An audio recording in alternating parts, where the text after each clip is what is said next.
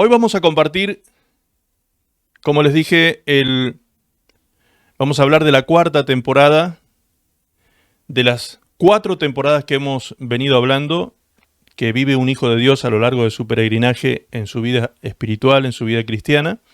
Hemos hablado ya de la temporada de Egipto, hemos hablado de la temporada del desierto y hemos hablado de la temporada de conquista, ¿sí? Como algunos no han estado presentes, subimos el video para ver si podían verlo, para comprender el mensaje de hoy. Hoy nos iba a predicar. Ahí estamos. Hoy nos iba a predicar un invitado. ¿Recuerdan que dije que íbamos a tener predicador invitado? ¿Sí? ¿Se acuerdan? Bien, lamentablemente no pudo estar. Lamentablemente tuvo un problemita de salud y no pudo estar, así que esperamos que el Señor lo reponga pronto y pronto pueda estar compartiendo con nosotros la palabra. Así que por eso es que tomé yo el espacio para predicar hoy. Ok, muy bien, entonces vamos a compartir esta palabra. Vamos a compartir esta palabra en busca de mi propósito en Dios, las 4 temporadas que vivimos nosotros los hijos del Señor. La parte 3, este es el video número 3 que va a quedar, como les dije, en el canal de YouTube. Vamos a entrar en el tema haciendo un pequeño resumen de lo que vimos estos domingos atrás. Primera temporada que vivió el pueblo de Israel fue la temporada de Egipto, donde nace como nación, ¿sí? Después de que José 400 años antes, José con su familia, la familia de Jacob y sus 11 hermanos, llegan con toda su familia a Egipto y se instalan allí a vivir por alrededor de 400 años aproximadamente, ¿sí? Hay algunos textos que dicen 430, 432 años aproximadamente. En esos 4 siglos, Israel, después de ser un pequeño grupo de personas de la familia de Jacob, con sus hijos y sus descendientes, se transforma en esos 400 años en una nación, ¿sí? En una tremenda nación, que en principio, cuando llega José a Egipto, es muy bendecido, ya que el Señor lo pone como segundo de Faraón y viene a ser el cogobernador de Egipto en aquel tiempo. Pero, pasados los siglos, Israel termina quedando subyugado por esta nación de Egipto y terminan siendo esclavos, terminan siendo esclavizados allí en Egipto, y ellos se dedicaban, como podemos ver aquí en la figura de esta fotografía, se dedicaban, la primera figura de arriba, a hacer adobes de barro, ¿sí? Eran esclavos que se dedicaban a hacer ese tipo de tareas allí en Egipto. Eran obviamente esclavizados, maltratados, privados de derechos, abrumados de obligaciones, tratados precisamente como esclavos. La experiencia en Egipto en esa primera etapa fue esclavitud, dolor, clamor, opresión, frustración, desamparo, desesperación y desesperanza, ¿sí? Todos estos sentimientos y algunos más podríamos ir enumerando de lo que sentía Israel cuando estaba allí esclavizado en Egipto. Esta era la primera temporada que estaba viviendo la nación. Una nación una nación que sufrió mucho dolor en esta instancia que le tocó vivir allí en Egipto. Luego, Dios levanta a un libertador, Moisés. Dios levanta a Moisés, lo llama a Moisés para sacar a su pueblo de allí de Egipto porque había oído el clamor de Israel. Entonces Dios levanta a este líder tremendo, ¿sí? Tremendo líder que viene a ser una figura en el Nuevo Testamento de Cristo en el Nuevo Testamento, porque viene a ser el libertador, el que trae libertad a Israel. Y Moisés es utilizado por el Señor con grandes señales, prodigios y maravillas para sacar a Israel de Egipto. Ustedes recordarán la apertura del mar, cuando el mar se abre milagrosamente para que el pueblo de Israel saliera en libertad de allí de Egipto. Lo que vemos en la segunda foto es lo que sucedió la última noche antes de que salieran en libertad. Lo que en hebreo se llama Pesaj, que sería la Pascua, ¿sí? La Pascua, que en castellanizado el significado es pasar por alto, pasar por alto. ¿Qué fue lo que sucedió esa noche? El Señor les dio instrucciones al pueblo de Israel que sacrificaran un cordero, que se lo comieran al cordero esa noche, que celebraran la Pascua precisamente, y que pintaran con la sangre del cordero el lintel de las puertas de sus casas, porque la muerte pasaría esa noche por allí por Egipto, y se llevaría a los primogénitos de cada familia que no tuviese pintada el lintel de su puerta con la sangre del cordero. Entonces, lo que hizo Israel en ese momento fue obedecer la voz del líder que Dios había levantado, Moisés. Israel obedece con humildad a Moisés y se somete a un plan que parecía muy, por decirlo de alguna manera, muy loco, ¿sí?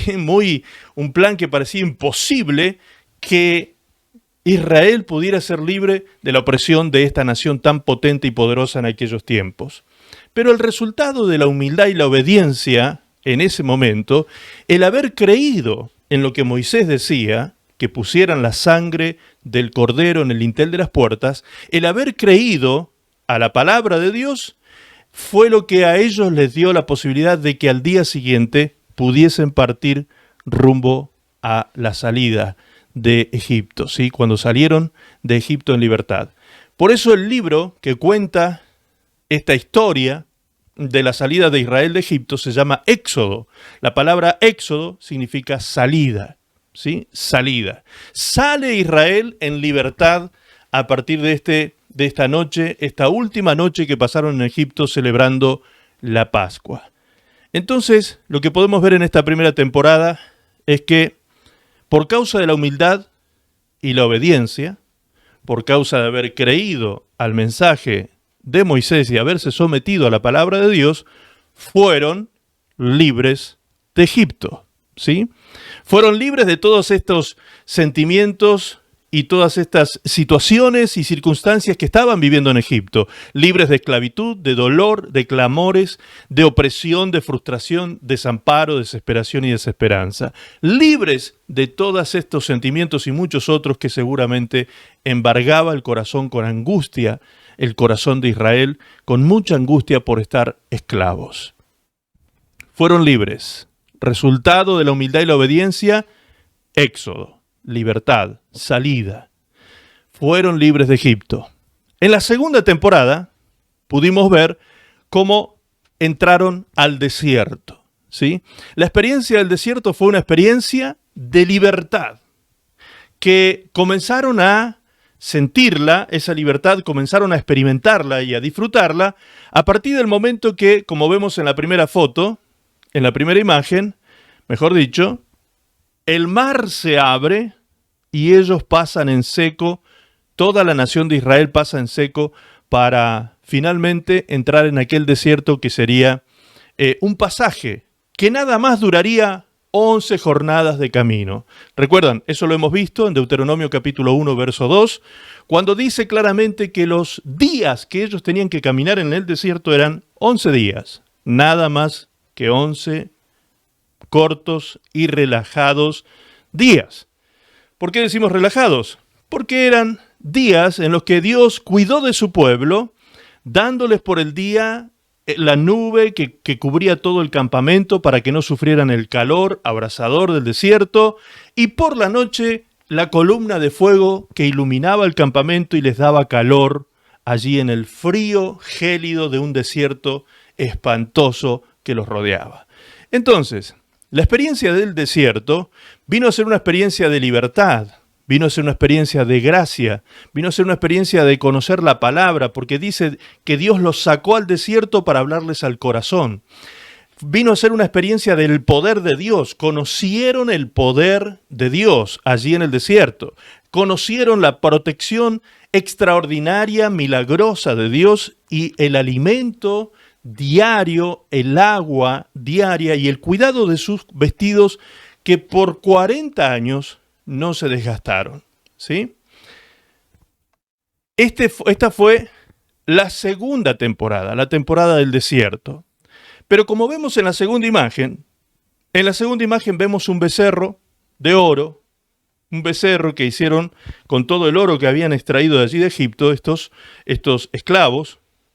Hicieron un becerro de oro cuando Moisés se encontraba en el monte, recibiendo la ley de Dios, y ellos, el pueblo, le quisieron dar la gloria a este becerro, ¿sí? La Biblia dice que este becerro era llamado Moloc, y quisieron honrarle como si fuese un dios, el Dios que los sacó de Egipto. Estaban totalmente ciegos. Estaban en el desierto, todavía no conocían a Dios en profundidad, no tenían leyes, y mientras el líder que los había sacado de Egipto estaba recibiendo de parte de Dios las instrucciones, las leyes para el pueblo inclinó su corazón a la idolatría. La idolatría no fue lo único que practicó Israel en el desierto, sino que además eran quejosos. Todo el tiempo, cuando vemos en el libro de Éxodo, leemos la historia de Israel en el desierto, podemos ver cómo se quejaban en forma permanente de que Moisés los había sacado de ese desierto para morir, le decían a Moisés. La idolatría se hizo presente, la rebelión contra el líder. Recordarán ustedes, si leyeron el libro de Éxodo, Números, estos libros que cuentan la historia de Israel en el desierto, la rebelión de Coré, ¿sí? Cuando Coré se rebeló contra Moisés y por causa de eso la tierra se los tragó. Pero ni aún así ellos ablandaron su corazón y temieron a Dios, viendo con sus propios ojos cómo aquellos que se rebelaron contra Dios y contra su ley recibieron como pago la muerte. Ni aún así temieron a Dios, sino que se mantuvieron en incredulidad a lo largo de 40 años en el desierto, cuando el perfecto plan de Dios era que solamente caminaran 11 días, de 2 a 3 horas diarias, de forma relajada, de una punta a la otra, que eran 150 kilómetros aproximadamente. Eso era todo lo que tenía que atravesar Israel saliendo de Egipto y entrando a la tierra prometida. 150 kilómetros. En 11 días caminando, como les digo, llegaban tranquilamente. Sin embargo, vagaron en el desierto, porque en realidad vagaban en su corazón, dice la palabra de Dios, vagaron en el desierto por 40 años. Precisamente por tener este comportamiento en el desierto, que a pesar de ver en el desierto la provisión divina diaria del alimento, del agua fresca que salía de la roca, del cuidado de Dios en esa nube que cada día los cubría del sol, de esa columna de fuego que les brindaba luz y calor, cada día Dios les daba la provisión y el cuidado necesario. A pesar de todo esto, a pesar de que en este desierto recibieron instrucciones claras, llamada la Torá, los 5 libros de Moisés, la ley de Dios que se escribió en aquellos libros de Levítico, Números, Deuteronomio, ¿sí? Que tenemos en nuestras Biblias. Esta ley que fue tan clara, tan precisa, tan reveladora para vivir en una sociedad justa, santa, como Dios quería, este pueblo duro de cerviz se rebeló contra su Dios y su líder, y entonces perecieron. El resultado en el desierto de esta primera generación que salió de Egipto para ir rumbo a la tierra prometida, la tierra que fluía leche y miel, esa primera generación vagó 40 años en el desierto y murió. Finalmente murió en el desierto. Qué tremendo, ¿no? Que una generación que haya experimentado la liberación de Egipto, que haya experimentado todas las señales milagrosas y los prodigios extraordinarios que se vivieron en Egipto y en la salida de Egipto, que una generación que en pleno desierto, donde no hay una gota de agua, donde no hay una semilla para que se pueda plantar y germinar, donde no se pueden adquirir cosechas ni alimentos de ningún tipo. Una generación de gente que vio el poder de Dios en primera persona, el cuidado de Dios en primera persona, la protección, la gracia de Dios en primera persona. Fueron protagonistas privilegiados. No fue como nosotros, que nosotros hoy escuchamos de estas historias, creemos estas historias escuchándolas y leyéndolas en la palabra de Dios, pero ellos tuvieron el privilegio de ver a Dios en primera persona actuando junto a ellos. Por eso dice la palabra de Dios, más bienaventurado es aquel que, no viendo, cree. Aquí nosotros estamos reunidos en una comunidad de bienaventurados porque podemos creer esto que el Señor nos comunica a través de su palabra. Pero qué triste es ser parte de una generación de gente que, habiendo experimentado la libertad, habiendo experimentado el poder de Dios, la gloria de Dios, la gracia de Dios sobre sus vidas, se rebela contra Dios en aquel desierto. Qué triste ser parte de esa generación. Ahora, hemos comprendido también desde el principio de estos mensajes que todas estas historias que están escritas en el Antiguo Testamento quedaron allí registradas en los análisis históricos de la Biblia, quedaron registradas para nosotros, como dice el apóstol Pablo, para los que hemos alcanzado los fines de los siglos, a fin de que nosotros seamos amonestados por estas palabras, por la historia de los antiguos. Amonestados, ¿recuerdan la palabra amonestar? Traer algo al presente para considerarlo, ¿sí? Considerar eso que yo traigo a mi memoria, algo del pasado, lo traigo al presente, a fin de considerarlo para evitar o procurar lo que sucedió en esa historia. Eso es amonestar. Es decir, el Señor nos permite a nosotros ver en ellos como un espejo para nosotros, a fin de que nosotros procuremos hacer las cosas bien que hicieron ellos y evitemos hacer las cosas que ellos hicieron mal. Entonces, si nosotros estamos pasando por una experiencia de liberación, estamos saliendo de Egipto, estamos despegándonos del mundo, estamos pasando por el proceso de desierto, ¿qué nos enseña esta palabra a nosotros? Que no imitemos lo malo de Israel, que no seamos una generación de gente que se queja con Dios, que idolátrica. Cuando hablamos de idolatría en esta sociedad actual, una de las idolatrías que se practica en este tiempo es el amor al dinero. La palabra de Dios dice que el amor al dinero no solo es la raíz de todos los males, sino que además la avaricia es idolatría. Ese es el Dios de este mundo mercantilista en el que estamos hoy inmersos, ¿sí? Y muchas veces nos dejamos llevar por esa corriente del mundo que nos quiere hacer creer que tener es ser, que para ser hay que tener. Cosa que es una mentira de este mundo materialista, como les digo, en el que estamos, en esta sociedad de los fines de los siglos en la que estamos inmersos. Quiera Dios entonces que no actuemos nosotros como Israel de forma incrédula, que le creamos a Dios en este tiempo, que realmente nos comportemos como hijos de Dios creyentes y agradecidos con Él, a pesar de que no entendamos el desierto, a pesar de que no entendamos el desierto. ¿Recuerdan cuando Jesús le dijo a Pedro, Pedro, lo que yo hago ahora tú no lo entiendes, pero llegará el día en que lo entenderás? Esa misma palabra que Jesús le dijo a Pedro es la palabra que tendría que llegar a nuestros oídos y a nuestro corazón, a nuestra memoria, en los momentos en que no entendemos el desierto. Porque hay momentos en que se hace difícil el proceso del desierto, donde estamos siendo templados. En el desierto es donde el pueblo de Israel pretendía a Dios que el pueblo de Israel creciera, madurara en su relación con Dios, madurara en su carácter y antes de conquistar Canaán, que se conquistaran ellos mismos. Que ellos pudieran conquistarse a sí mismos y transformarse en una nación creyente, santa, una nación que diera testimonio de Dios y no que se quejara de Dios. ¿Sí? Pero bien, finalmente en esta segunda temporada, esta generación que sale de Egipto termina resultando muerta en el desierto por causa de esta rebelión que tenían en su corazón. Como les dije en estos domingos atrás, para Dios fue fácil sacar a Israel de Egipto. Lo que Dios no pudo hacer fue sacar a Egipto de Israel, del corazón de Israel. Eso fue lo que Dios no pudo a pesar de este proceso. Ahora, si Dios todo lo puede, ¿por qué no lo hizo? Pues porque Dios respeta nuestras libertades de elección.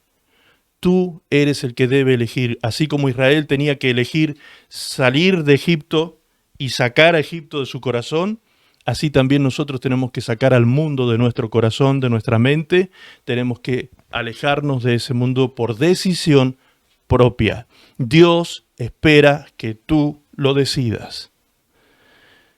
Lo vamos a ver hoy en la cuarta temporada con mayor claridad.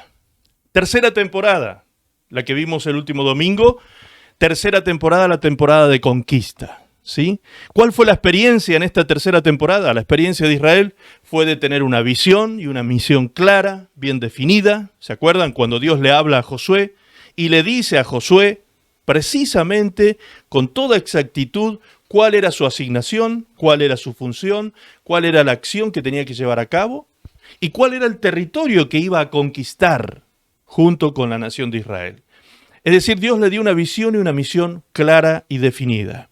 En esta etapa, Israel, que es el nuevo Israel, son los nacidos en el desierto, son las personas que no murieron en el desierto, nacieron allí, eran menores de 40 años, todos ellos, era la segunda generación, la primera generación quedó en el desierto.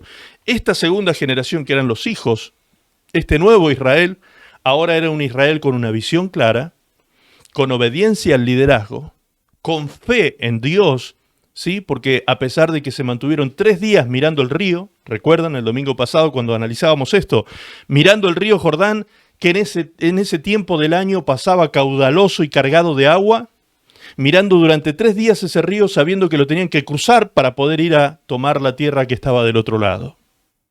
Ellos creyeron y se mantuvieron en fe. Nadie se quejó que había que cruzar el río. No sabían cómo, pero sabían que Dios los iba a llevar a tomar la tierra que les había prometido. Ahora, en el momento en que Dios comenzaría a hacer maravillas en este tiempo y temporada de conquista, Dios les demanda 2 cosas a este nuevo Israel. Primero, santidad, ¿sí? Tenían que tener santidad en sus vidas. Le dijo Josué a Israel, santificaos, porque Jehová hará maravillas mañana con vosotros. Dios hará maravillas, por eso tenemos que santificarnos. Una vez que cruzan el Jordán, viven la segunda experiencia de gran desafío a su fe, y ellos se mantuvieron firmes creyendo en que Dios les entregaría la tierra a conquistar. ¿Por qué? Porque se circuncidaron cuando ya estaban frente a las naciones y a las poblaciones y a las ciudades de Canaán. Frente a los que serían sus enemigos de guerra, fueron circuncidados y estuvieron allí esperando no menos de una semana para bajar la fiebre, para curarse de esa herida que se causaban al momento de la circuncisión. El momento menos apropiado para circuncidarse fue el momento en que Dios ordenó hacerlo. ¿Por qué? Porque ellos tenían que manifestar su fe en su Dios. No creer en sus propias fortalezas y en su propia habilidad de guerra, la cual no tenían, ¿sí? Porque no era un pueblo de guerreros, sino que era un pueblo de esclavos. Ellos habían heredado de la mente de sus padres cierta esclavitud también, ¿sí? Y en el desierto se habrán preparado quizás de alguna manera para la guerra, pero no eran soldados profesionales, no eran mercenarios, no eran personas preparadas para la batalla. Por lo tanto, no solamente no tenían las cualidades ni los atributos para poder confiar en ellos y ser vencedores en batalla, sino que además estaban débiles físicamente por causa de la circuncisión. ¡Qué momento!, ¿no? ¡Qué momento! Ese fue un momento en que la experiencia de este nuevo Israel fue tener fe, compromiso con Dios. La circuncisión tiene que ver con eso, con comprometerme con Dios. ¿Recuerdan cuando leíamos al apóstol Pablo allí en el libro de Romanos? Cuando él decía que la circuncisión que Dios espera de nosotros hoy es la circuncisión de nuestro corazón. De nuestro corazón. Es decir, estar completamente comprometido con el Señor, con todo nuestro ser, con todo el hombre interior, amando y sirviéndole a Él siempre. Entonces la experiencia de Israel en esta tercera temporada fue visión y misión claras, obediencia, fe, santidad y compromiso con el plan de Dios. Amén. ¿Cuál fue el comportamiento que tuvo Israel? este nuevo Israel, ¿cómo se comportó? El antiguo Israel había sido rebelde, incrédulo, idólatra, terrible. Pero este nuevo Israel se comportó decidido, esforzado, valiente, disciplinado. Se consagraron a Dios y a la tarea asignada. Fueron obedientes. Fueron obedientes. Decididos. ¿Recuerdan cuando Dios le dijo a Josué? Esfuérzate y sé valiente para hacer conforme a todo lo que mi siervo Moisés te ha ordenado. Esfuérzate y sé valiente. Sé muy esforzado y muy valiente. ¿Recuerdan las 4D del día de la conquista? Definición, decisión, determinación y disciplina. 4 cosas necesarias para poder entrar en territorio de conquista siendo vencedor. Teniendo una visión y una misión clara, bien definida, una decisión bien tomada, firme, fuerte y permanente, con determinación, es decir, voy a dejar mi vida en el intento, y con disciplina, guardando la palabra del Señor, guardando los mandamientos del Señor. ¿Cuál fue el resultado de este nuevo Israel que vivió su relación con Dios en esta situación? Esta relación se dio de esta manera. Ya no había rebeldía, había humildad, había obediencia, había consagración. El resultado fue conquista. Conquistaron y tomaron la tierra que Dios les había prometido, sin andar dando vueltas más en el desierto. Se terminó el desierto, se terminó la segunda temporada y entraron a la temporada de conquista. Todas estas son temporadas que nosotros, los hijos de Dios, de alguna manera hemos vivido o estamos viviendo. Algunos están despegando del mundo. Egipto representa al mundo. Algunos están despegando del dolor, de la esclavitud, de la desesperación de Egipto. Están despegando de todo eso y entraron al desierto. Algunos están en el proceso del desierto, en el proceso donde se sienten tentados a quejarse con Dios porque no entienden el proceso, porque no entienden por qué Dios los trata de esa manera o por qué Dios permite que estén rodeados de ese desierto espantoso, lleno de peligros, como lo era aquel desierto que atravesó Israel. ¿Sí? Pero todo aquel que imita a la nueva generación, y no la antigua, sino a la nueva generación de israelitas, siendo obedientes a Dios, creyendo su plan de salvación, creyendo de que Él nos llevará a tierra de bendición, todos aquellos son los que consiguen conquistar su carácter. Primero, antes que nada, conquistar su propia vida para el Señor, y una vez que el carácter está templado, que el temperamento está pulido, una vez que la personalidad se ha santificado, tú estás maduro como para entrar a conquistar otros niveles, ya no más viviendo de maná y de agua fresca en el desierto, sino ahora tierra que fluye leche y miel. Cuarta temporada es la que vamos a analizar hoy. La experiencia en la cuarta temporada es cuando el pueblo del Señor pisará la tierra que Dios le había de entregar. Israel pisaría la tierra, la tomaría, la disfrutaría, fructificaría sobre esa tierra y se enriquecería sobre esa tierra. Este era el plan de Dios con la primera generación, esa generación que no supo entender a Dios, y solo se quejó y fue incrédulo, y no entró a disfrutar las mieles de esta tierra que Dios les había reservado para ellos. El comportamiento en esta cuarta temporada que vamos a analizar hoy fue en la historia de Israel. Nosotros podemos ver esto en los libros de Primera y Segunda de Crónicas, Primera y Segunda de Reyes, Primera y Segunda de Samuel, ¿sí? El libro de Samuel, profeta Samuel, bien digo, y en algunos salmos también podemos leer las historias de Israel, la historia de Israel en aquellos tiempos en que fueron establecidos ya en la tierra de Canaán que Dios les había entregado. fue una historia alegre por momentos y feliz y por momentos triste, porque ellos se mantuvieron permanentemente y hasta el día de hoy en una dualidad entre la obediencia y la desobediencia. Podemos ver cómo, ustedes cuando leen el libro de Crónicas o de Reyes, pueden ver cómo algunos reyes eran fieles a Dios y guardaban la ley de Dios, mientras que otros reyes se rebelaban contra el Dios de sus padres, no amaban a Jehová y llevaban al pueblo al pecado, corrompían al pueblo y lo hacían al pueblo desobediente contra su Dios, y ambas cosas traían consecuencias. Si ustedes leen las historias de los reyes, van a ver cómo los reyes que hacían lo recto ante los ojos de Dios eran reyes bendecidos, ellos y el pueblo.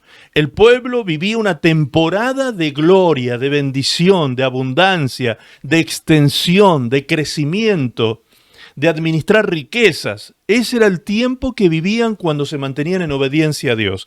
Pero habían reyes, como recordarán ustedes que hace tiempo atrás les prediqué sobre Manasés, el rey Manasés, como reyes como Manasés llevaron al pueblo a ser desobedientes a Dios y a rebelarse contra la ley de Dios de tal manera que terminaron siendo cautivos. No solamente el pueblo esclavizado, sino que hasta el propio rey fue llevado preso y cautivo, ¿sí?, por el ataque enemigo que sufrieron en aquel tiempo.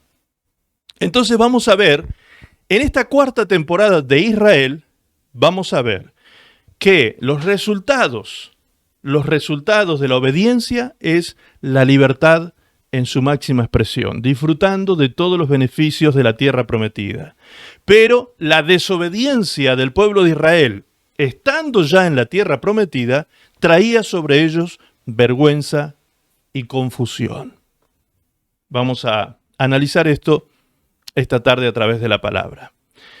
En 1 de Pedro capítulo 5, verso 10, Pedro resume justamente estas 4 temporadas en este corto versículo, y ahora Pedro nos está hablando a nosotros, la iglesia de Cristo. 1 de Pedro 5:10 dice, mas el Dios de toda gracia, que nos llamó a su gloria eterna en Jesucristo, después que hayáis padecido un poco de tiempo, Él mismo os perfeccione, afirme, fortalezca y establezca. ¿Sí? Fíjense que allí marcamos cuatro palabras con negrita. Nos llamó, padecido, perfeccione y establezca. Esas fueron las 4 palabras que hablan de estas 4 temporadas que acabamos de analizar rápidamente. Primero, dice, por la gracia de Dios fuimos llamados a su gloria eterna. Es decir, fuimos llamados a libertad. Hemos sido libertados, hemos sido llamados a la gloria eterna de Dios para vivir en la libertad que Cristo nos quiere dar a cada uno de nosotros. Padeciendo por un poco de tiempo, dice. Es necesario el padecimiento por un poco de tiempo. Este padecimiento, este trato del padecer, tiene que ver con el desierto precisamente. El desierto, padecer, ser tratado por Dios, con un trato que parece severo por momentos, duro por momentos, porque no olvidemos que dice la palabra claramente en Deuteronomio 8, que Dios los metió en el desierto para afligirlos y para probarlos. Dice claramente que la intención de Dios era probar el corazón de Israel para que ellos supieran si habrían de ser obedientes o no a Dios. Luego dice, Él mismo os perfeccione, afirme y fortalezca. ¿Sí? Este periodo de firmeza y fortaleza es el periodo de maduración y conquista del carácter. Este es el periodo de maduración y conquista del carácter. El tercer periodo, el momento de la conquista. Antes de conquistar ciudades, antes de conquistar tierras, antes de conquistar proyectos, antes de conquistar sueños, antes de conquistar una esposa, un esposo, antes de conquistar una profesión, Antes de conquistar cualquier cosa en esta tierra, lo mejor que el hombre puede hacer es conquistarse a sí mismo. Conquistarse a sí mismo. Porque muchos han logrado conquistas tremendas en esta tierra, pero por no conquistar su temperamento, su carácter, su personalidad, por no perfeccionarse, como dice allí la palabra, por no perfeccionar la santidad en su vida, terminan perdiendo las cosas más preciosas. Su matrimonio, su casa, sus bienes, su futuro, sus sueños. Sacrifican muchísimas cosas por causa de que no hubo perfeccionamiento en el Señor. Nosotros los hijos de Dios somos llamados a perfeccionar la santidad en el temor de Dios, precisamente. Que cada día podamos apartarnos del pecado y volvernos a Dios cada día, buscando en Él la fortaleza para decirle no al mundo, no a las corrientes de este mundo, no a las filosofías huecas y vanas que este mundo nos presenta como estilos de vida, y decirle sí al Señor y a su estilo de vida, que nos traerá precisamente eso como consecuencia, vida y vida en abundancia. Vida y vida en abundancia. Y por último, dice, y establezca. Y establezca. Este es el periodo de establecimiento, el pleno disfrute de la vida en Cristo Jesús. Es decir, nos llamó a libertad, padecimos para ser perfeccionados a fin de ser establecidos. Así de perfecto es el plan de Dios, porque Dios no puede darnos en nuestras manos la administración de vidas o la administración de cosas importantes en la vida si somos inmaduros. Tenemos que madurar, tenemos que entender lo importante. Andamos corriendo en este tiempo, en este tipo de sociedad en la que vivimos, corremos todos los días detrás de lo urgente, desatendiendo lo importante. Corremos detrás de lo urgente, lo que el mundo y la vida presente nos presentan como algo urgente, y desatendemos lo importante. Desatendemos las cosas más importantes de la vida muchas veces por atender las urgencias. Andamos apagando incendios. Somos bomberos profesionales. ¿Será que Dios quiere que vivamos de esa manera? Claro que no. Dios quiere que tú vivas una vida plena en Cristo Jesús, que tú disfrutes tu vida en Cristo Jesús. Si es que hay algún tipo de padecimiento en tu vida, tiene que ser un padecimiento que venga de Dios, venga del trato de Dios y no como resultado de tus malas decisiones. Lamentablemente, muchas veces el cristiano vive padecimientos que no son el trato de Dios, no son un trato del Señor para perfeccionar su vida, sino que son las consecuencias de sus malas decisiones.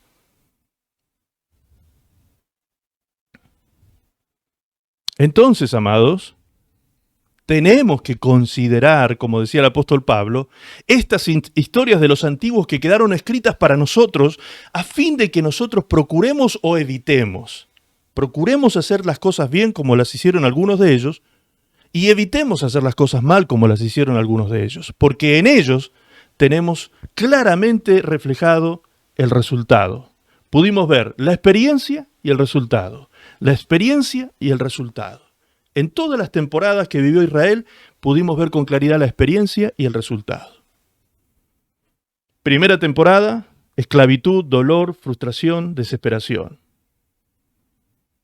Comportamiento del pueblo, humildad y obediencia. Resultado, libertad.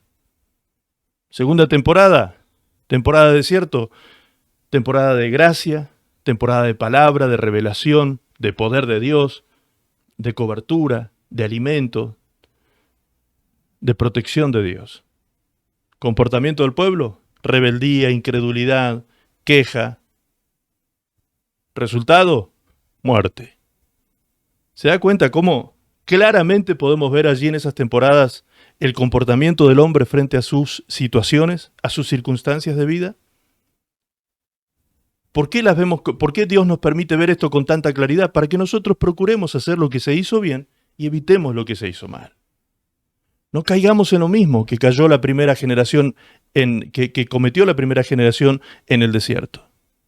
imitemos la segunda generación, que fue una generación de conquista, que fue una generación que se consagró a Dios, que circuncidó el prepucio de su corazón, que se comprometió con el plan de Dios, que le creyó a Dios a pesar de las adversidades naturales, las fronteras naturales que estaban allí como el río.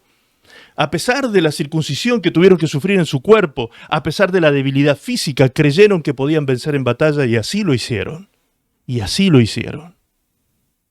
Imitemos entonces la obediencia, la consagración, la santidad del pueblo de Dios en ese periodo, para que podamos ser un pueblo que conquista, empezando por conquistarnos a nosotros mismos. Empezando por conquistarnos a nosotros mismos.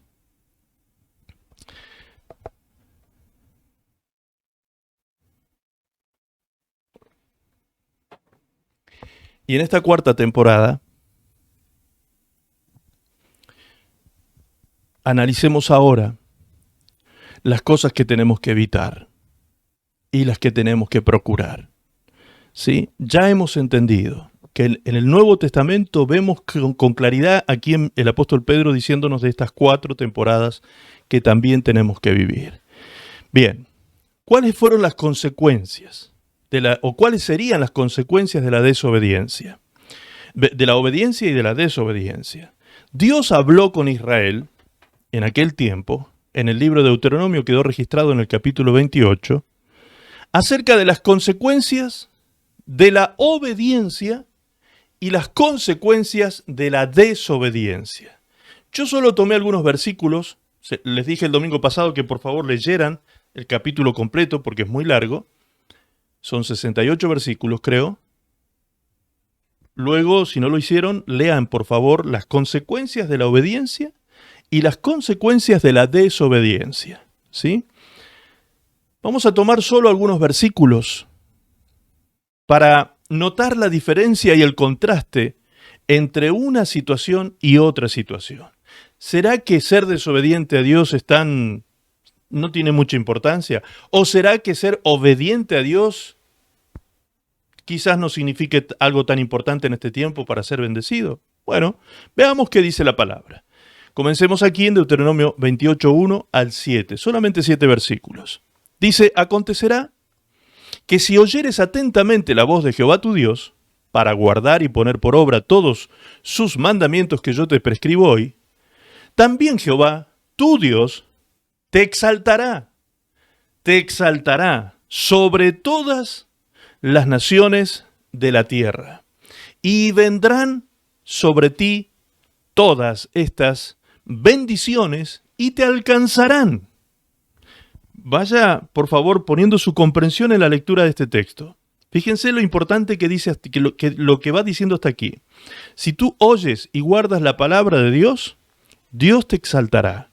Dios no te humillará. Dios no te pondrá por cola, sino por cabeza, dice la palabra, ¿sí? Pero además, las bendiciones, tú no las tendrás que buscar, sino que las bendiciones te alcanzarán a ti. Fíjense qué maravilloso esto. Hoy en día muchos cristianos andan detrás de la bendición, buscando la bendición y no buscando a Dios, no buscando el reino de Dios y su justicia, como enseñó Jesús. Jesús dijo, si buscamos el reino de Dios y su justicia, las demás cosas serán añadidas, te alcanzarán. Sigue en el Nuevo Testamento el mismo principio, funcionando este mismo principio. Dice ahora, bendito serás tú en la ciudad, verso 3, y bendito tú en el campo. Bendito el fruto de tu vientre, el fruto de tu tierra, el fruto de tus bestias, la cría de tus vacas y los rebaños de tus ovejas. Benditas serán tu canasta y tu arteza de amasar. Bendito serás tú en tu entrar y bendito en tu salir. Jehová derrotará a tus enemigos que se levanten contra ti. Por un camino saldrán contra ti y por 7 caminos huirán delante de ti. Aquí solamente leí algunas de las tantas bendiciones que enumera el capítulo 28 de Deuteronomio. Solo algunas, pero para que tengamos apenas aquí algunas muestras. Es maravilloso vivir entonces bajo la cobertura y la bendición de Dios, amados. Es maravilloso. Ahora, sigue diciendo en el 28, 14, 8 al 14, dice, Jehová te enviará su bendición sobre tus graneros y sobre todo aquello en que pusieres tu mano.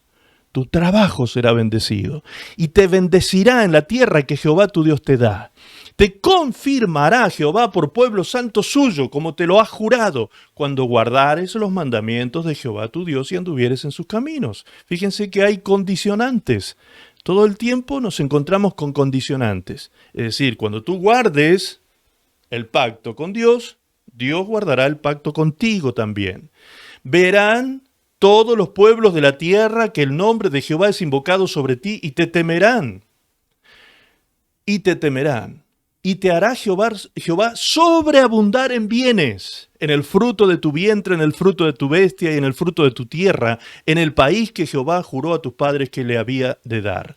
Te abrirá Jehová su buen tesoro, el cielo, para enviar la lluvia a tu tierra en su tiempo y para bendecir toda obra de tus manos, y prestarás a muchas naciones, y tú no pedirás prestado.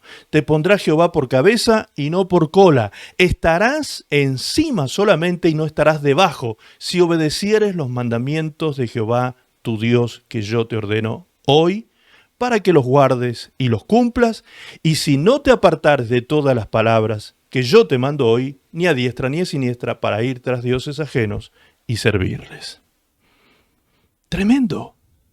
Tremendas promesas de Dios, fieles y verdaderas, para un pueblo que, guardando el pacto con Él, vendrían sobre Él el cumplimiento de todas estas promesas.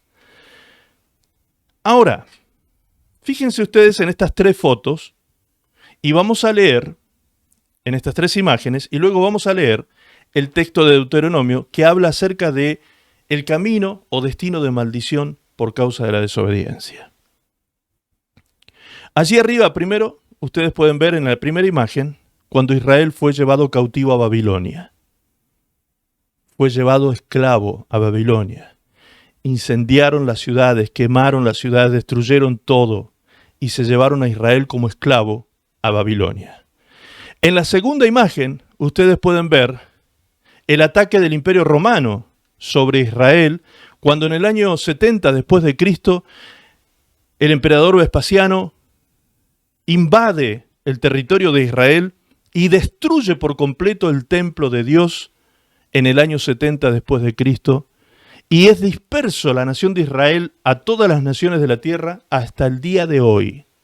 Hasta el día de hoy Israel está disperso por muchas naciones de la tierra, y recién en estos días, hace apenas 70 años atrás, Israel está regresando a su tierra y está volviendo a ser una nación con territorio, como corresponde técnicamente hablando acerca de una nación. Para ser nación tiene que tener su tierra.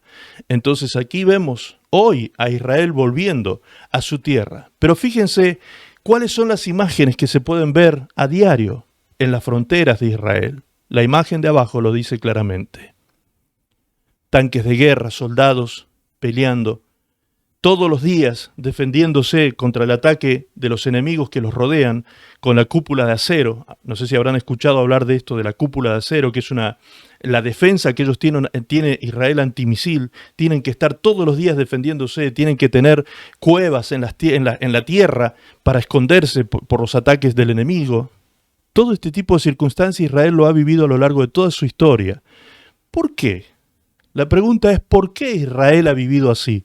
La respuesta la da Deuteronomio 28. Dice, acontecerá que si no oyeres la voz de Jehová tu Dios, para procurar cumplir todos sus mandamientos y sus estatutos que yo te intimo hoy, que vendrán sobre ti todas estas maldiciones y te alcanzarán. Maldito serás tú en la ciudad y maldito en el campo. Maldita tu canasta y tu arteza de amasar. Maldito el fruto de tu vientre, el fruto de tu tierra, la cría de tus vacas y los rebaños de tus ovejas. Maldito serás en tu entrar y maldito en tu salir. Y Jehová enviará contra ti la maldición, el quebranto, el asombro en todo cuanto pusieres mano e hicieres, hasta que seas destruido y perezcas pronto a causa de la maldad de tus obras, por las cuales me has dejado. Jehová traerá sobre ti mortandad hasta que te consuma de la tierra a la cual entras para tomar posesión de ella. Y sigue hasta el versículo 68, hablando de las maldiciones y las consecuencias de la desobediencia de Israel. Fíjense que lo que Dios dijo por boca de Moisés y escrito, quedó escrito, registrado aquí en el libro de Deuteronomio, después de miles de años, se sigue cumpliendo al pie de la letra esa palabra sobre Israel. Se sigue cumpliendo al pie de la letra. ¿Por qué? Porque Dios es veraz. Lo que Dios dice es, nos guste o no nos guste, lo entendamos o no lo entendamos, ¿sí? Nos parezca bien o nos parezca mal, Dios en definitiva es Dios, es soberano y Él hace con su obra y sus criaturas lo que Él ha decidido hacer. ¿Qué me muestra a mí esto? Me muestra que no solamente Dios es fiel, sino que además Dios es justo y es severo. Dios es justo y es severo. Dios tuvo tanta paciencia con Israel. Todo el tiempo ha tenido paciencia por Israel. A tal punto que el libro de Romanos, capítulo 11, dice que aunque muchas ramas fueron desgajadas del olivo real, refiriéndose a Israel precisamente, también Dios tiene el poder para volver a reinjertar esas ramas que fueron desgajadas. Dios tiene el poder de tener misericordia de Israel si Israel se arrepiente. Si Israel se arrepiente, Dios tiene misericordia de ellos y otra vez los salvará. Otra vez los reinjertará en el olivo real. Dios tiene el poder para perdonar. Dios tiene el poder para ser justo. Él es amor y también es fuego consumidor. Nunca tenemos que olvidarnos de esa naturaleza de Dios, porque nosotros los cristianos, hermanos queridos, nosotros los hijos de Dios de este tiempo, hemos recibido un evangelio muchas veces muy teñido de amor, muy cubierto y envuelto en amor. El paquete del evangelio lo hemos recibido como que Dios es solo amor, ¿sí? Y no que Dios también es justo, que Dios es severo, que Dios pone leyes y pone estatutos que tienen que ser respetados para tener consecuencias en nuestra vida, consecuencias de bendición. ¿Sí? Muchas veces yo he escuchado, he andado por tantos lugares predicando, y cuando recuerdo una vez, ¿en qué ciudad fue esto? Bueno, no me acuerdo ahora, no me acuerdo el nombre de la ciudad, me acuerdo el lugar, pero no me acuerdo el nombre de la ciudad. Estábamos por hacer una campaña, una cruzada, ¿sí? Una cruzada evangelística en la ciudad con el consejo de pastores que me habían invitado para poder hacer una cruzada en un estadio en aquel lugar. Resulta que yo voy primero a uno de los templos para preparar al equipo de asistentes, los colaboradores de la campaña, los que iban a trabajar conmigo en el escenario, con la gente, recibiendo a las personas nuevas, orando por la gente y demás. Y en un momento, yo le pregunto a los que estaban presentes allí, les digo, ¿qué pensarían ustedes si su pastor, el evangelista que han invitado, lo decía por mí, si ustedes me ven llegar a mí acá y se acercan a mí para saludarme y me sienten olor a alcohol? ¿Vieron que las personas alcoholizadas suelen tener olor a alcohol? O cuando alguien toma vino o toma alcohol, se le siente el aliento etílico. ¿Qué pensarían ustedes de mí si me sienten olor a alcohol? ¿Qué pensarían ustedes de mí, aquellos que conocen mi testimonio aquí presente, si de pronto ven que yo ando con un asistente varón con el cual me comporto muy cariñoso? Todos los que conocen mi testimonio saben por qué lo digo. Me comporto muy cariñoso con un hermano varón. Pero resulta que al mismo tiempo también me anda acompañando una hermana de una reputación bastante complicadita, la hermana, ¿sí? Se dice por ahí, se rumorea que la hermanita ha tenido una vida bastante liviana. Y yo ando acompañándome con esa hermanita de vida liviana, testimonio de vida liviana. Con un hermanito que es muy amoroso conmigo. Tengo olor a alcohol. Encima no me gusta ayunar, lo que me gusta es sentarme a comer una buena comida, donde me inviten. ¿Qué harían ustedes si yo llegara en esas condiciones aquí? ¿Me recibirían o no? Ahora se los pregunto a ustedes. La mayoría hicieron así. No, ¿cómo vamos a recibir una persona con esas características? Ok, les dije, entonces ustedes acaban de echar a Jesús del templo. ¿Por qué? Muy buena pregunta, Noemí. ¿Por qué? Porque Jesús se sentaba a comer con los borrachos y los comilones. Tomaba vino con ellos. Se acompañaba de Magdalena. ¿Se acuerdan? Que decían que había tenido una vida bastante libertina, era de un testimonio público bastante desprestigiado. Y encima tenía al apóstol Juan que se le sentaba al lado y se acurrucaba en el pecho de él. ¿Cómo es eso entre machos, entre hombres? ¿Te das cuenta? Y una hermanita, recuerdo que en ese momento, asombrada estaba, ¿no?, con lo que yo estaba diciendo. Les dije, ustedes se están comportando como verdaderos religiosos. Ustedes habrían echado a Jesús del templo, porque Jesús tenía esas características.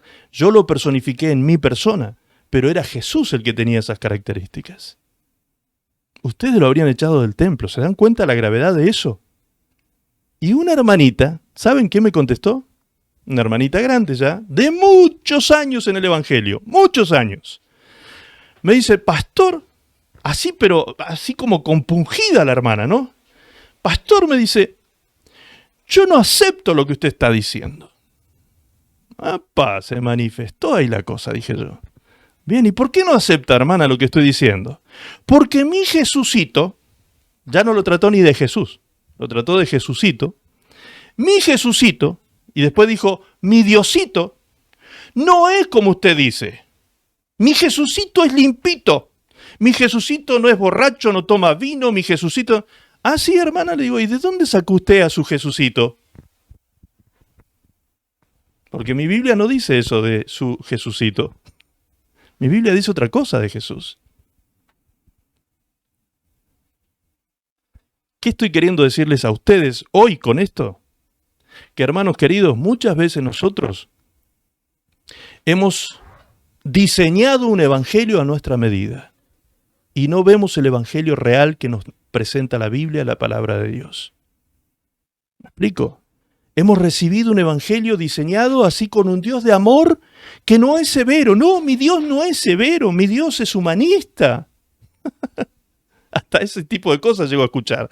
Mi Dios es el primer humanista, Jesús fue el primer humanista. Dios es justo, hermanos. Dios es santo. Dios nos ama, pero porque nos ama, nos disciplina. Y si tiene que ser severo, lo será.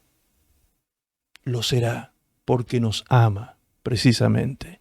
Entonces, no incorporemos a nuestra mente, a nuestro corazón, un evangelio o un Jesús que no existe en la Biblia. Si Jesús fue perseguido y se hablaba mal de él, era precisamente porque él no se movía conforme a las reglas y costumbres de la época. Él quebrantaba cosas. Él rompía esquemas. Él destruía las estructuras que la religión había montado en la mente de las personas. ¿Te das cuenta? Dime si acaso tú no has recibido así también muchas veces este tipo de imagen de Dios. Ah, Dios es amor, Dios no nos va a hacer nada malo, nada que nos haga sufrir, nada que... No, amado, no te engañes, no te engañes. Lee Deuteronomio 8 y vas a ver lo que dice allí. Dice que Dios metió a su pueblo en el desierto para afligirlo. Para afligirlo. Si Dios nos tiene que afligir para tratar con nosotros a fin de bendecirnos y establecernos en una vida abundante, lo hará. Porque es necesario, la disciplina de Dios en nuestra vida es necesaria para la maduración de nuestro carácter.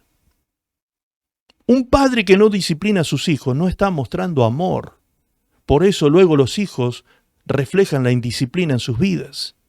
Un padre tiene que amar a sus hijos y la disciplina es parte de ese amor, para que los hijos perfeccionen su carácter, maduren su carácter, su personalidad, la perfeccionen para que un día puedan ser buenos administradores de su vida personal, de su matrimonio, de su familia y de sus cosas, de su destino en la vida. Pero si criamos hijos sobreprotegidos, ¿qué dice la palabra? El hijo sobreprotegido, dice Proverbios, avergonzará a su madre. El hijo sobreprotegido avergonzará a su madre. Conozco muchas madres que sufren a causa de haber sobreprotegido a sus hijos. La disciplina y el amor el amor es necesario que se demuestre también en la disciplina. Recuerdo en una oportunidad un hombre que fue condenado a muerte en Estados Unidos. Le pidieron que se expresara para cuál era su último deseo. Y el último deseo de esta persona, sentado en una silla eléctrica, fue que por favor llamaran a su mamá porque él le quería decir algo. Trajeron a su madre quebrantada, llorando, destruida, la mujer porque su hijo estaba a minutos de morir, quemado en esa silla eléctrica. Y pareció que este pedido de este condenado era un momento de ternura del condenado. Quiso hablar con mamá. ¡Wow! ¿Cómo negarle a una persona en esas condiciones y en ese momento tan cúlmine de la vida, tan extremo, negarle a hablar con su mamá? Parecía que era el momento tierno del condenado. Trajeron a la madre, se la pusieron allí al lado, y este hombre miró a su madre con odio. Miró a su madre con odio y le dijo: por culpa tuya, yo estoy aquí muriendo hoy. Por culpa tuya, porque no me corregiste ni me disciplinaste cuando debiste hacerlo. Porque cuando tú me viste llegar a casa, cuando yo era pequeñito, 6, 7, 8 años, llegaba del colegio, de la escuela, y traía el lápiz que le había robado a mi compañero, la lapicera que le había robado a mi compañero de escuela, tú nunca me dijiste nada. Tú aprobabas con una sonrisa que yo robara. Luego no fue una lapicera, luego fue asalto a mano armada, luego fue asalto a mano armada con homicidio agravado, y cosas así fueron sucediendo a lo largo de la vida de ese hombre, hasta que finalmente llegó a estar condenado allí. Y él se acordó en ese momento cuándo había comenzado a corromperse su alma. El día que había robado un lápiz. Un lápiz. Y su madre no lo había corregido. ¿Te das cuenta que puede parecer severo Dios cuando trata con nosotros? Porque si Dios te ve robar un lápiz, no te va a dejar dormir. Dios no te deja dormir si tú haces lo que es indebido. Tu cabeza va a trabajar, tu conciencia todo el tiempo, el Espíritu Santo va a estar convenciéndote de pecado, de justicia, de juicio. ¿Por qué? Y tú dirás, pero si lo hace todo el mundo, nadie se da cuenta, no, si nadie me ve. No te engañes, dice la palabra de Dios, no se engañe el hombre, porque todo lo que el hombre sembrare, eso también segará. Si siembras para la carne, cosecharás corrupción, mas si siembras para el Espíritu, cosecharás vida eterna.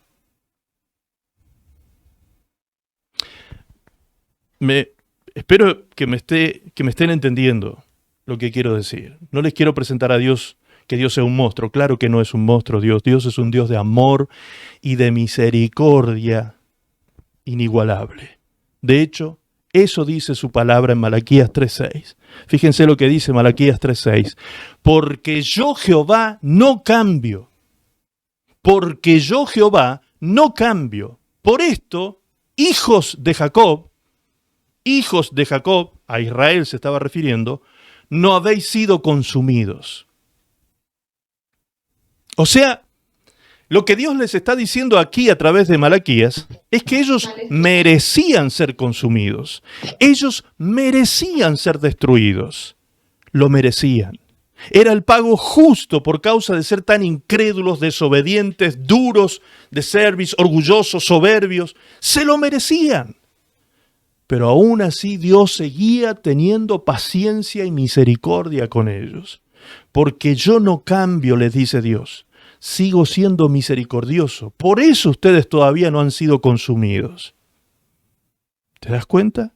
Allí Dios está hablando de la grandeza de su amor, de la grandeza de su misericordia, de lo extenso que es Él a la hora de perdonar, de lo misericordioso que es cuando el pueblo de Dios se arrepiente. Aquí Dios estaba llamando a su pueblo al arrepentimiento a través de Malaquías. Hay gente, como dije recién, que piensa que Dios es humanista. No, amados, Dios es santo, santo, santo, dice la Biblia. Es amor, Dios es amor, pero también es fuego consumidor, dice Hebreos 12:29. Entonces, no erremos formando en nuestra mente, en nuestro corazón, la imagen de un Dios incompleto, ¿sí? Puro amor. Un Dios humanista, un Dios que lo da todo por el hombre. Sí, Dios es amor, Dios te ama como nadie jamás te amó ni te amará, pero también es Dios consumidor. También Dios es disciplina, también es Dios de justicia. Amén.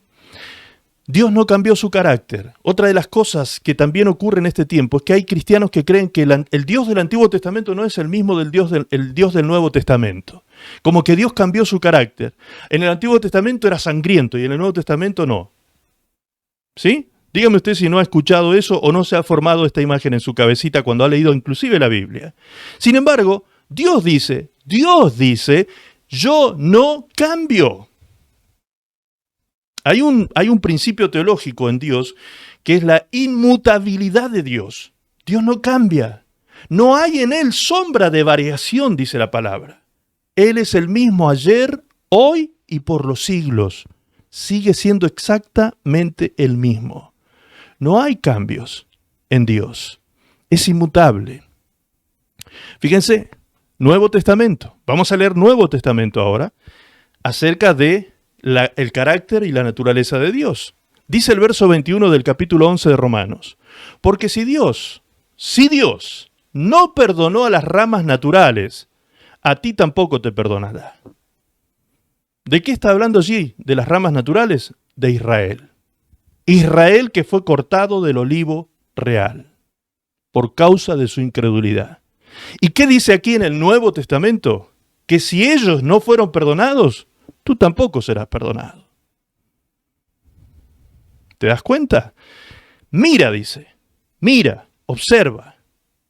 Mira pues la bondad y la severidad de Dios. La severidad ciertamente para con los que cayeron, pero la bondad para contigo, si permaneces en esa bondad, pues de otra manera tú también serás cortado.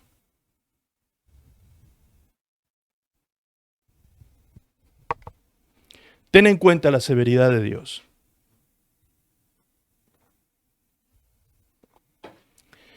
Dios ha sido, es y será por siempre eternamente bondadoso. Pero también Dios ha sido, es y será eternamente y para siempre severo. Dios no ha cambiado. ¿Te das cuenta? Dios no ha cambiado. ¿Esa es una mala noticia? Pues claro que sí es una mala noticia para aquel que quiere vivir conforme a la carne, aquel que quiere vivir pecando, aquel que quiere vivir apartado de Dios y cercano al mundo, aquel que se hace amigo del mundo. Por supuesto que es una mala noticia para aquel que no se arrepiente.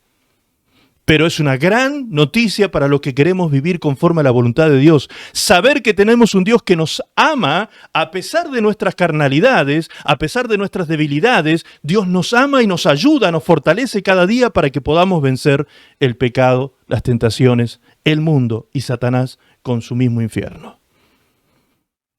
Todo depende de qué lado de la calle estás parado, en qué vereda estás.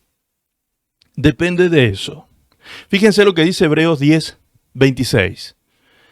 Porque si alguien peca deliberadamente y rechaza de ese modo al Salvador, después de haber llegado al conocimiento de la verdad, la muerte de Cristo no cubrirá su pecado.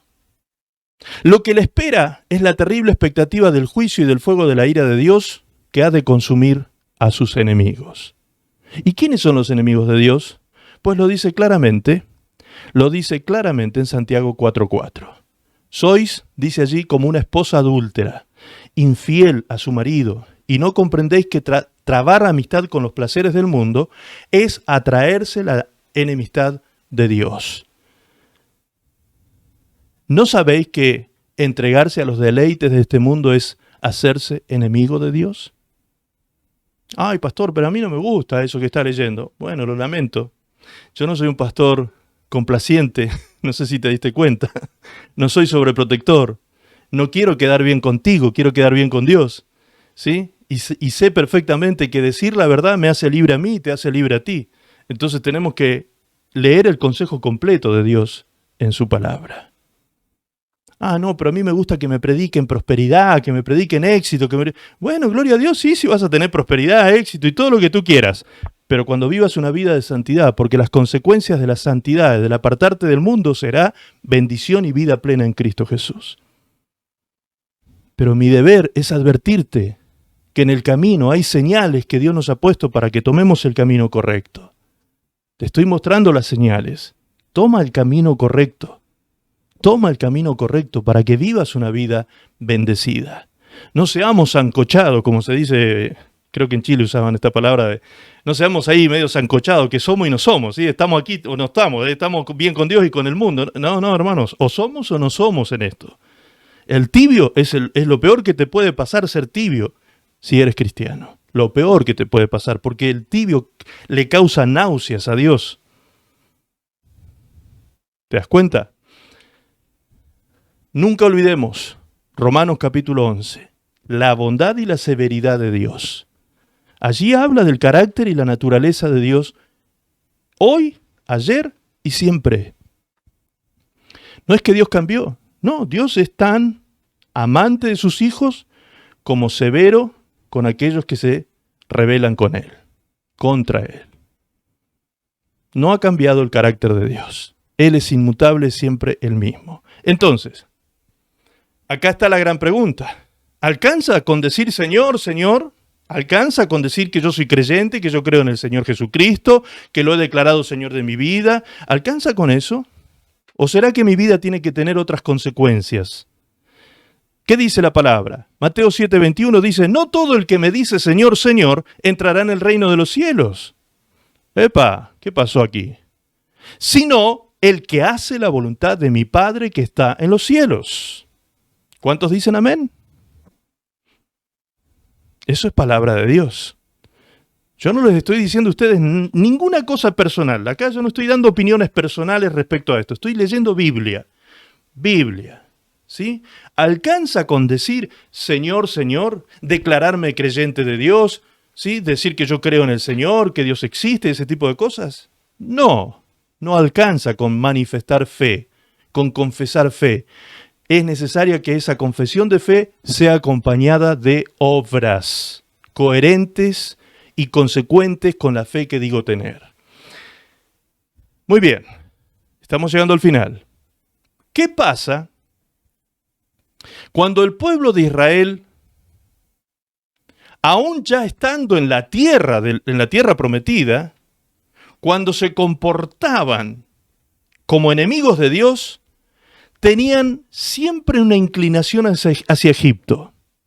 Fíjense que habían pasado siglos hasta que Isaías, 700 años antes de Cristo, le dice esta palabra a Israel.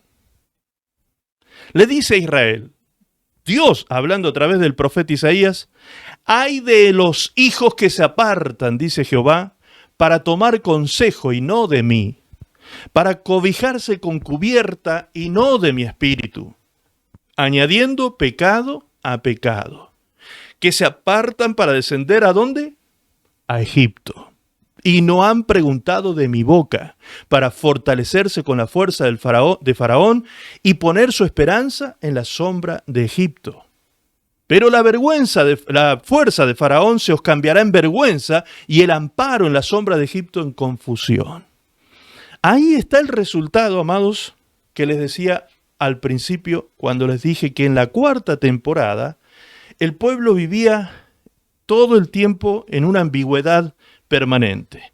Por momentos, ciertas generaciones fueron obedientes a Dios, ciertos reyes fueron obedientes a Dios, hicieron lo recto, lo justo ante los ojos de Dios y fueron bendecidos, prósperos, hasta la vida le fue alargado, como el caso del profeta Ezequías, por haberse comportado justamente delante de Dios.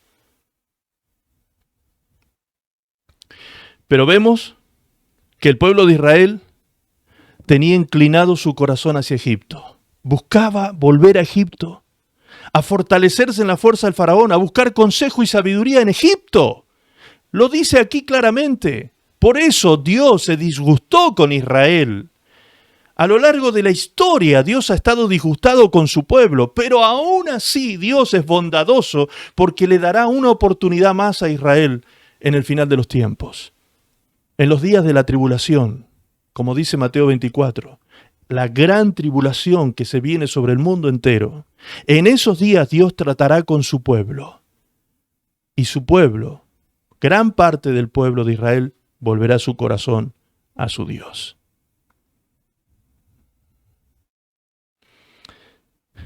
¿Qué hacía Israel? Inclinaba su corazón a Egipto. Ir a buscar sabiduría, consejo, conocimiento, ciencia, fortaleza en el faraón de Egipto. ¿Qué dice Dios? Que eso se les cambiaría ¿en qué? En vergüenza y confusión. ¿Cómo puedo aplicar eso a mi vida hoy? Pues hoy nosotros los hijos de Dios, si nos vemos tentados a volver al mundo, recuerdan que el mundo representa Egipto. Si nos vemos tentados a volver a practicar las cosas del mundo, volver a vivir las cosas que vivíamos en el mundo, a tener amistad con el pecado que vivíamos en el mundo, si nos vemos tentados todo el tiempo, tenemos el corazón inclinado hacia Egipto, cuidado. Cuidado porque si tú desciendes a Egipto, fíjense que aquí el texto dice, en el verso 2 dice, que se apartan para descender a Egipto. Tú bajas, cuando vas a Egipto desciendes, bajas, no subes. Tú no elevas tu vida, la llevas a un estado miserable cuando bajas al mundo. ¿Me explico? ¿Y qué consecuencia tiene el Hijo de Dios que no se compromete, que no circuncida su corazón y consagra su vida a Cristo? Lo que tiene como resultado es una vida de vergüenza y confusión. A esto me refería cuando dije que muchas veces en esta temporada vivimos cosas parecidas a las que vivíamos en el desierto. ¿Sí? Algunos tratos duros y severos parece de parte de Dios, pero no son ni duros ni tratos severos de Dios, son ni más ni menos que las consecuencias de tus malas decisiones. Mis malas decisiones. Cuando yo decido mal y decido en vez de buscar en Dios mi cobertura, mi cubierta, como dice el texto, mi protección, la busco en el mundo. Si yo busco en el mundo esa protección, eso se convertirá en mi vida en vergüenza y confusión. Y fíjense, cierro con este pensamiento, en este texto, leyendo el verso 1, es el único pasaje de la Biblia que utiliza la palabra cobertura, o una palabra de la familia de palabras de cobertura, que es la palabra cubierta. ¿Vieron que hoy en día está muy de moda eso? ¿Cuál es su cobertura? ¿Cuál es su cobertura, hermano? ¿Su cobertura ministerial, pastor? Hoy está muy de moda hablar de eso. Muchas veces me han preguntado, pastor, ¿cuál es su cobertura? Y yo les digo, mi cobertura es el Espíritu Santo. Y saben que me quedan mirando como si yo fuera de otro planeta. Ay, sí, pastor, ya sabemos que su cobertura es el Espíritu Santo, pero aquí en la tierra, ¿quién es su cobertura? ¿Sí? Se habla de eso hoy en día, es parte de la jerga del pueblo cristiano. ¿Dónde dice la Biblia que yo tengo que tener una cobertura humana? Tengo que tener la cobertura del cuerpo de Cristo, de los ministros del Señor, por supuesto, eso lo hemos estudiado en otros tiempos también. Pero sobre todas las cosas, hermanos queridos, ¿de qué me sirve a mí estar bajo la cobertura de un pastor, de una iglesia, bajo el cuidado de un cuerpo ministerial o de un cuerpo como una iglesia? ¿De qué me sirve si yo no estoy bajo la cubierta de Dios? Bajo la cubierta del Espíritu de Dios. ¿De qué nos sirve? Nos transformaremos en religiosos, nada más, acatadores de mandatos de hombres, pero no agradando al ojo de Dios, agradando al ojo de los hombres.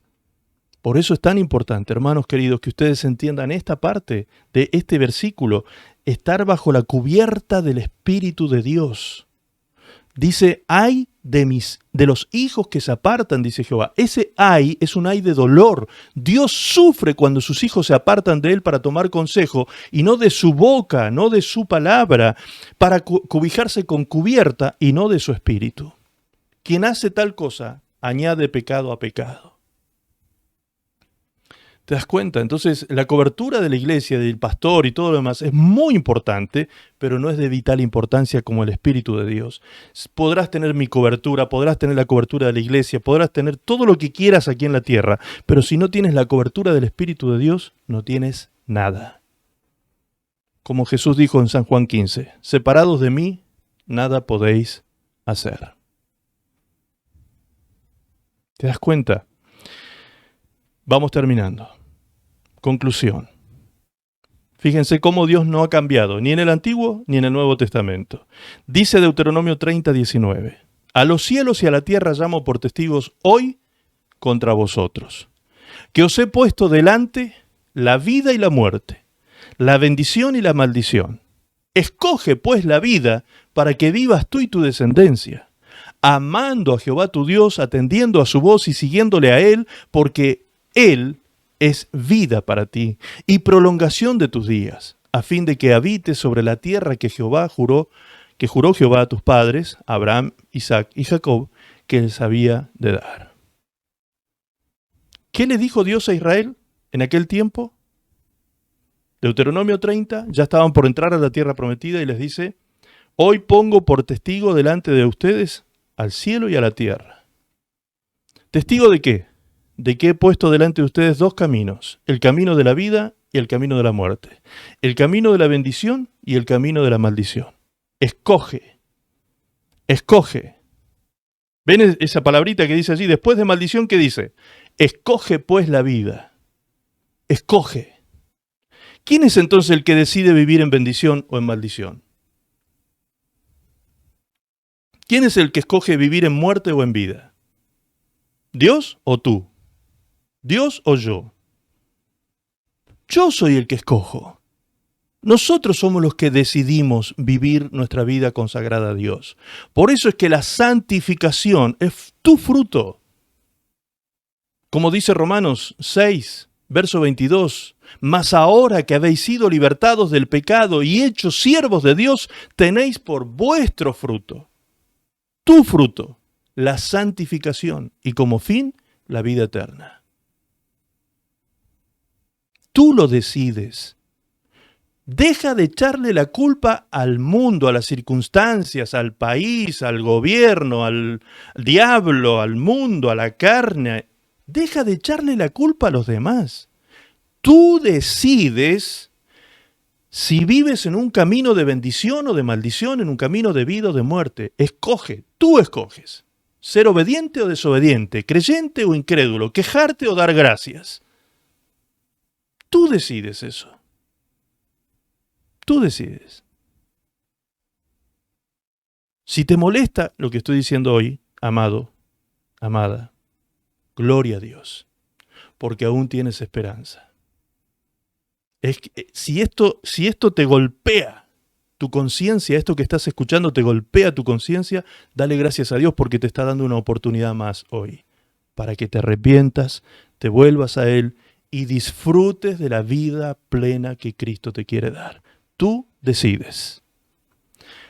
¿Cambió en el Nuevo Testamento la estrategia de Dios? Para nada. ¿Qué dijo Jesús? Mateo 7:13 dice, entrad por la puerta estrecha, porque ancha es la puerta, y espacioso el camino que lleva a la perdición, y muchos son los que entran por ella.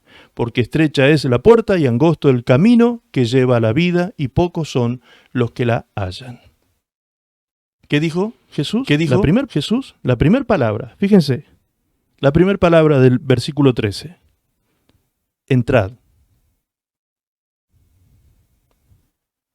El Señor te está invitando. Entra. Cruza la puerta. Atrévete a atravesar el umbral. Entra por la puerta estrecha. Elige el camino angosto. El camino angosto es escabroso y bastante difícil. El ancho es espacioso y fácil de caminar y transitar, que es el camino del mundo y de la condenación.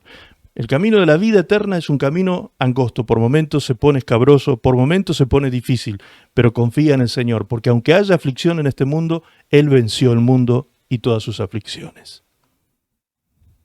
Él es la puerta. Jesús lo dijo: yo soy la puerta, el que por mí entrare será salvo, y entrará y saldrá y hallará pastos. Es decir, tendrá libertad plena de movimiento, tendrá protección, alimento, sustento. El ladrón no viene sino para hurtar, matar y destruir. Yo he venido, dijo Jesús, para que tengan vida y para que la tengan en abundancia. Entra por la puerta. Escoge la vida. Escoge la bendición. ¿Qué debo hacer, Señor, una vez que escojo? Lo que dice allí el verso 20 de Deuteronomio. Amando a Dios y atendiendo su voz, siguiéndolo a Él, porque Él es vida para ti. Ama a Dios, atiende su voz. No seas como el Israel viejo que murió en el desierto. Créele a Dios. Enternece tu corazón con su palabra, con su gran amor hacia ti. Hazte propietario de estas palabras que también le dijo Dios a Israel cuando le dijo: porque yo Jehová no cambio. Por esto, hijos de Jacob, no habéis sido consumidos. Porque tanto yo como muchos aquí quizás merecíamos ser consumidos por lo pecadores que hemos sido. Consumidos. Pero el Señor nos ama tanto. Y Él no ha cambiado, dice. Él nos sigue amando. Y si hoy nos está hablando es porque nos está dando una oportunidad más. Vive la vida plena en Cristo, dice el Señor.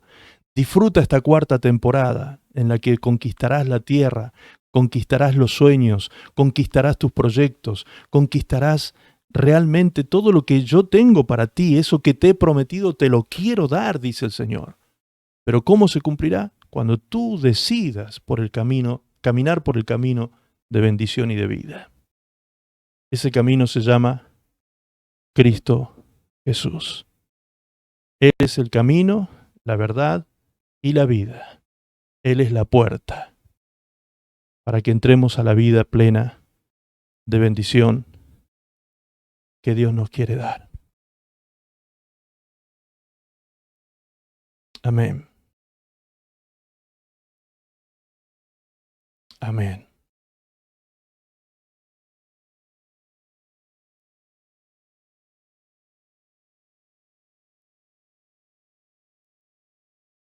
Medita, piensa, reflexiona.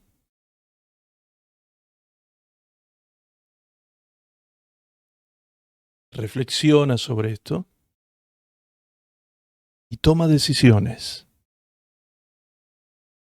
Si alguien aquí todavía estaba algo indeciso por seguir a Jesús, por caminar el camino de la vida y de la bendición, yo te invito en esta tarde a que tomes esa decisión. Arrepiéntete de tu pasado, de tus pecados, de toda rebelión que hubo en tu corazón, de toda incredulidad, y acepta entrar a la tierra de bendición que fluye leche y miel. Deja de sufrir el desierto. Dios nunca quiso que murieran en el desierto, ni nunca quiso tener los 40 años. Deja de extender el desierto, deja de alargar el desierto. Si te encuentras viviendo esa temporada, deja de alargar esa temporada. Sé creyente, sé obediente. Aunque no lo entiendas, Entra en el plan de Dios. Aunque veas el río Jordán bullicioso y tormentoso delante tuyo, lleno de agua, torrentes de agua corriendo, y que sabes que tienes que atravesar ese desafío para entrar a la tierra de bendición, no te quejes. Sé creyente. Confía que Dios te dará la entrada a la tierra que fluye leche y miel. Dios lo hará. Te invito ahora a inclinar tu rostro allí donde te encuentras y a orar conmigo esta oración. Ora conmigo, por favor, esta oración. Padre Celestial, en el nombre de Jesús, vengo ante tu presencia. Te doy gracias, Señor, por tu palabra. Te doy gracias por tu amonestación. Te doy gracias por tu amor que se ha manifestado en mi vida con disciplina. Te doy gracias, Señor, porque tienes un gran plan glorioso y de bendición para mi vida. Te doy gracias, Señor, porque a partir de hoy he decidido escoger el camino de vida. Señor Jesús, sé mi Dios, mi Rey, mi Señor, comanda mi vida y dirige mi vida. Encamina mis pasos en la santidad. Líbrame, Señor, del pecado. Líbrame del mundo. Líbrame del poder del diablo. Líbrame, Señor, y límpiame con tu sangre preciosa. Gracias, Jesús. Gracias, Padre, por tu gran amor y tu misericordia. Recibo tu bendición. A partir de hoy, caminaré en obediencia con tu ayuda. Ayúdame, Señor. Fortaléceme, Señor, para caminar en santidad, conforme a tu voluntad. Gracias, papá. Lo creo y te agradezco de antemano por la victoria que me darás. En el nombre precioso de Jesús. Amén, Señor. Y amén. Quédate así como estás. Padre, te doy gracias en esta tarde por la vida de tus hijos que están aquí reunidos, Señor. Señor, yo te ruego que limpies cada vida, cada corazón, quita todo pecado, iniquidad, rebelión, todo lo que pudiese manifestarse en la carne en contra de ti, Señor. Limpia, Señor, la vida de tus hijos. Que la sangre preciosa de Jesucristo limpie de todo pecado a tu pueblo, Señor, en esta hora. Aquellos que con sinceridad se están acercando a ti, aquellos que con sinceridad, con temor y temblor, con humildad, se están acercando a ti, Señor, para rogar tu bendición sobre sus vidas, yo te ruego, abre puertas de bendición para la vida de tus hijos, que puedan experimentar la gloria de la obediencia, que puedan experimentar la gloria de la obediencia. En el nombre precioso de Jesús te doy gracias, porque sé que nuevos caminos se abren, nuevas oportunidades se presentarán. Señor, nuevos diseños de proyectos, de sueños, de cosas vendrán a la vida y al corazón de tus hijos en este tiempo, Señor. Gracias, Padre, porque bajo tu cobertura, bajo tu cubierta, Señor, estamos protegidos realmente. Más allá de la cobertura pastoral, ministerial, eclesiástica, la cobertura de tu Espíritu es lo más importante para nuestras vidas, para no caer en vergüenza y en confusión. Gracias, papá. Escogemos la vida, escogemos la bendición, escogemos la obediencia y la fe, escogemos la vida en abundancia, escogemos, Señor, la tierra que fluye leche y miel.